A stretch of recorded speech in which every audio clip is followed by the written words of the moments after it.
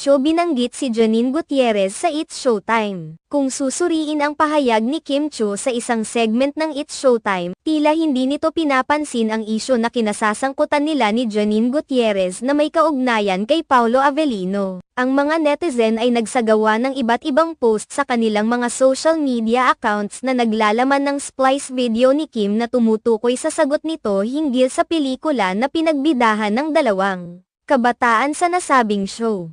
Pagkatapos ng eksena at pagsabi ng linya mula sa pelikula, matapos makakuha ng buzzer, mabilis na tinukoy ni Kim na ang nasabing eksena ay mula sa pelikulang Ngayon Kaya, na pinagbidahan ni Janine at Paolo Avellino. Sa kabila ng mga komento at opinyon ng mga tao sa social media, malinaw na wala nang pakialam si Kim sa usaping ito, at tila nagpatuloy lamang siya sa kanyang gawain sa It's Showtime. Ang mga netizen ay aktibong nagbahagi